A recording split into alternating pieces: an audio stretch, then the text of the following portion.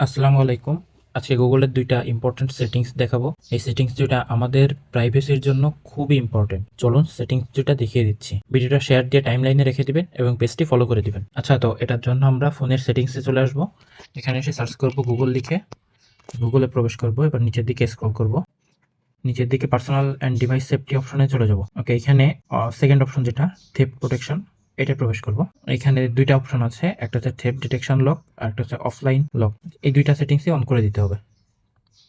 আচ্ছা, এবার বলি এটার কাজ কি। চোর যখন আপনার ফোন নিয়ে দৌড় দিবে তখন গুগলটা ট্র্যাক করতে পারবে বা ডিটেক্ট করে নিতে পারবে, তখন আপনার ফোনটা লক করে দিবে। এর ফলে চোর আপনার ফোনের কিছু ডিলিট করতে পারবে না বা কোনো কিছু পরিবর্তন করতে পারবে না। আচ্ছা, এবার আলোচনা করব সেকেন্ড সেটিংটা নিয়ে।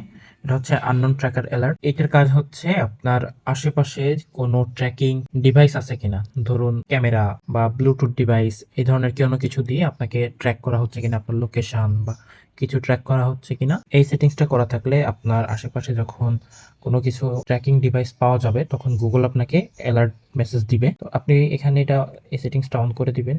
এই যে আমার আগে থেকে অন করা ছিল। এরপরে স্ক্যান নাও দিবেন। কোনো কিছু আশেপাশে আপনার ট্র্যাকিং ডিভাইস থাকলে সেটা এখানে শো করবে। আচ্ছা, স্ক্যান হয়ে গেল আর আমার আশেপাশে এরকম কোনো ডিভাইস নাই, তাই নো ট্র্যাকার ডিটেক্ট দেখাচ্ছে।